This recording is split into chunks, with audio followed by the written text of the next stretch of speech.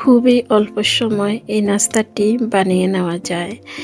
বিকালে চায়ের আড্ডা বেশ জমে উঠবে। এই নাস্তা যদি চায়ের টেবিলে থাকে, বাচ্চাদের অনেক পছন্দ হবে এই নাস্তাটি। দেখতে একদম আইসক্রিমের মতো দেখায়। কিভাবে বানিয়ে নিলাম তাহলে চলেন পুরাটা ভিডিও দেখে আসি। বিসমিল্লাহির রহমানির রহিম। সবাইকে আসসালামু আলাইকুম। Hello viewers, welcome to my channel Mim moms vlog. কেমন আছো সবাই? আশা করি তোমরা যে যেখানে আছো সবাই ভালো আছো। আলহামদুলিল্লাহ আমিও ভালো আছি। চলে আসলাম আজকে আবার আরও একটি ভিডিও নিয়ে। আশা করি আজকের ভিডিওটা তোমাদের কাছে ভালো লাগবে। নাস্তাটি তৈরি করার জন্য একটি বাটির মধ্যে 1 কাপ আটা নিয়ে নিলাম। 1 কাপ আটার মধ্যে 2 চামচ রান্নার রেগুলার তেল দিয়ে দিলাম স্বাদ মতোই লবণ। এবার তেল লবণ করে আটার সাথে মিশিয়ে নেব। আমি হাত দিয়ে ভালো করে আটার সাথে তেল মিশিয়ে নিলাম। তেল আর আটা ভালো করে মিশানো হয়ে গেলে এবার নরমাল পানি দিয়ে আটাটারে মাখিয়ে নেব। আমরা যেরকম রুটি তৈরি করি ঠিক ওই রকম করে আটাটারে গুলিয়ে নিতে হবে। আমি পানি একবারে দিব না, অল্প অল্প করে পানি দিয়ে আটাটারে মাখিয়ে নেব।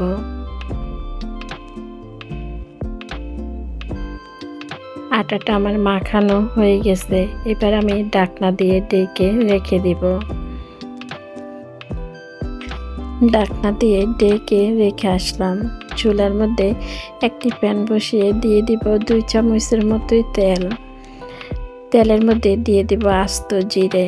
জিরাটা একটু ভেজে নিব। দিয়ে দিব রসুন কুচি। রসুন আর জিরা একটু ভাজবো। এবার দিয়ে দিব পেঁয়াজ কুচি। এখানে ছোট সাইজের 2 থেকে 3টি পেঁয়াজ হবে। স্বাদ মতোই লবণ দিলাম। দিয়ে দিব হালকা হলুদ, সামান্য পরিমাণ হলুদের গুঁড়া,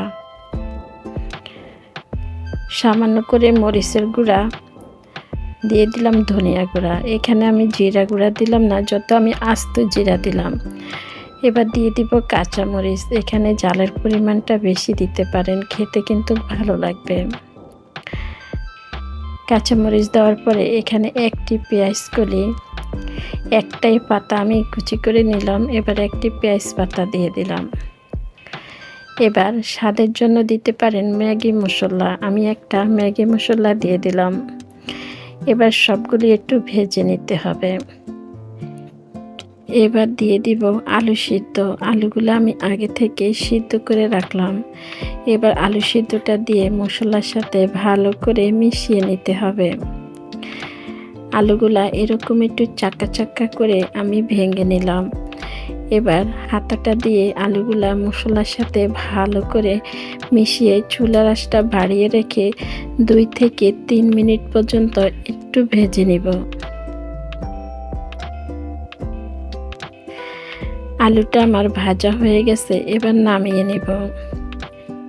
চুলা থেকে নামিয়ে একটু ঠান্ডা করে নিতে হবে।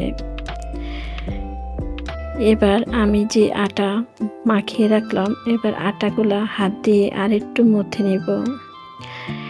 এবার একটি ছুরি দিয়ে ছোট ছোট করে লিচি কেটে নিলাম। সবগুলি এরকম বলের মতোই করে নিলাম। ওইখান থেকে একটা বল নিয়ে এবার রুটি বেলে নিতে হবে। রুটি আমরা কম বেশ সবাই বেলতে পারি, তাই রুটি বেলা আর দেখাইলাম না। এবার এই রুটিগুলা একদম পাতলা করে বেলতে হবে। রুটিগুলা চুলার মধ্যে একটি তাওয়া বসাই, তাওয়ার মধ্যে একটু ছেঁকে নিয়ে আসলাম ঠিক এরকম করে। এবার সমানভাবে রুটিগুলা ভাগ করে নিতে হবে। আমি 2 ভাগ করে নিলাম। এবার আটার মধ্যে পানি দিয়ে পাতলা একটা ব্যাটার তৈরি করে নিলাম। এবার আমি কিভাবে ভাজ করলাম আপনারা দেখে বুঝে নিতে পারেন। অনেকে এই ভাজগুলা দিতে পারে। আটার ব্যাটার লাগিয়ে একদম ঠিক এরকম করে আমি সবগুলি ভাজ দিয়ে নিলাম। সাথে ব্যাটারটা লাগিয়ে নিতে হবে, না খুলে আসবে। আমি বেশ কয়েকটা এরকম বানিয়ে নিলাম। প্রথমে মনে হবে কোন আইসক্রিম, একদম দেখতে আইসক্রিমের মতোই দেখায়। আমি বেশ কয়েকটা এরকম করে বানিয়ে নিলাম। এরকম ব্যাটার দিয়ে লাগিয়ে নিতে হবে, তা না হলে তেলে দিলে খুলে আসবে। আর এরকম করে লাগিয়ে নিলে তেলে দিলে খুলে আসবে না। এবার লাগবে আমার আলু। যে আলুগুলো আমি রান্না করে নিলাম ওই আলুগুলোই নিয়ে আসলাম। এবার আইসক্রিম তৈরি করব আলু দিয়ে। এটা হয়েছে আলুর আইসক্রিম, নকল আইসক্রিম। দেখতে আইসক্রিমের মতোই দেখাচ্ছে তাই আইসক্রিম বললাম। আপনারা এভাবে একবার বানিয়ে দেখতে পারেন। ছোট থেকে বড় সবাই কিন্তু অনেক পছন্দ করবে। এই আলুগুলোর সাথে সিদ্ধ ডিম মিশিয়ে নাস্তাগুলো তৈরি করে বাচ্চাদের টিফিনে দিতে পারেন। বাচ্চারা কিন্তু অনেক পছন্দ করে টিফিনটা খেয়ে নেবে। সবজি মিক্স করতে পারেন, সবজি দিলেও অনেক মজা হবে খেতে। আমি আজকে সবজি ছাড়া, ডিম ছাড়া এই নাস্তাটি তৈরি করে নিলাম। এভাবে খেতে অনেক মজা হয়। সবগুলোর ভিতরে আলু দিয়ে দিলাম। এবার আগে থেকে আটা দিয়ে যে পাতলা ব্যাটারটা তৈরি করে নিলাম, ওই পাতলা ব্যাটারের উপরে এরকম একটু মুখের মধ্যে পাতলা ব্যাটার লাগিয়ে নিলাম। এবার উপরে এরকম করে সেমাই ছিটে দিব। দেখতে কিন্তু অনেক সুন্দর দেখাবে। আমার হাতের কাছে এই সেমাইগুলো ছিল তাই এগুলিয়ে দিলাম। আপনারা চাইলে লম্বা সেমাইগুলো দিতে পারেন, ওগুলিও দেখতে অনেক সুন্দর দেখাবে। ঠিক এরকম করে আমি সবগুলি উপরে সেমাই ছিটে দিলাম। এরকম ব্যাটারের উপরে লাগিয়ে উপরে সেমাই দিয়ে দিব। এই যে ঠিক এরকম করে একইভাবে করে আমি সবগুলির উপরে সেমাই ছিটে দিলাম। এখন দেখতে অনেক সুন্দর দেখাচ্ছে। এখন মনে হচ্ছে না আইসক্রিম? আপনাদের কাছে কি মনে হচ্ছে? আমার তো বাজার আগে মনে হচ্ছে খেয়ে নি এরকম। এইবার ভেজে নিতে হবে। চুলার মধ্যে একটি প্যান বসিয়ে পরিমাণ মতো তেল দিয়ে দিলাম। এবার যে কয় পিস দেওয়া যায়, প্রথমে আমি 4 পিস দিলাম, পরে আবার আরও 1 পিস দিলাম, 5 পিস দিয়ে দিলাম। এবার চুলার আঁচটা কমে রেখে এপাশ ওপাশ করে লাল লাল করে ভেজে নিতে হবে। আচ্ছা, আমার ভিডিওটা দেখতে দেখতে তোমরা যারা আমার সাথে এই পর্যন্ত চলে এসেছো, একটা লাইক দিতে ভুলে গেছো, একটা লাইক দিয়ে দাও। আর আমার ভিডিওগুলো দেখো, এখন পর্যন্ত আমার চ্যানেলটা সাবস্ক্রাইব করোনি।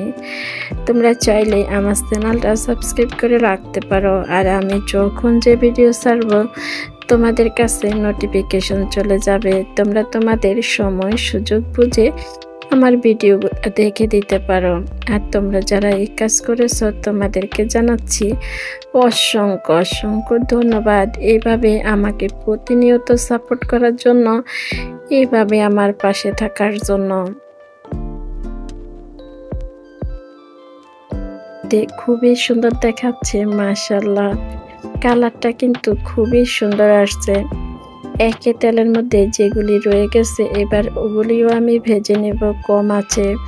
চুলার আঁচটা কমে রেখে ভাজতে হবে। এই কথাটা আমি বারে বারে বলতেছি, কারণ চুলার আঁচটা যদি বাড়িয়ে দিই তাহলে উপরেরটা হয়ে যাবে, ভিতরে হবে না, খেতে কিন্তু তখন ভালো লাগবে না। একইভাবে করে এগুলিও আমি ভেজে নেব। সবগুলি ভাজা হয়ে গেছে। সবগুলি একটা প্লেটে তুলে নিয়ে আসলাম। দেখতে মাশাআল্লাহ খুবই সুন্দর দেখাচ্ছে। এখন আজকের এই সহজ নাস্তা রেসিপিটি আপনাদের কাছে কেমন লাগলো কমেন্টে জানিয়ে যেতে পারেন। লাইক দিতে ভুলে গেছেন যারা, একটা লাইক দিয়ে দিবেন। আজকের মতো তাহলে আমি এখানে বিদায় নিলাম। আপনারা সবাই ভালো থাকবেন, সুস্থ থাকবেন। দেখা হবে, কথা হবে পরবর্তী ভিডিওতে। ওই পর্যন্ত সবাই ভালো থাকবেন। আল্লাহ সবাইকে ভালো রাখুক, সুস্থ রাখুক, নিরাপদে রাখুক। সবাইকে আল্লাহ হাফেজ। আসসালামু আলাইকুম।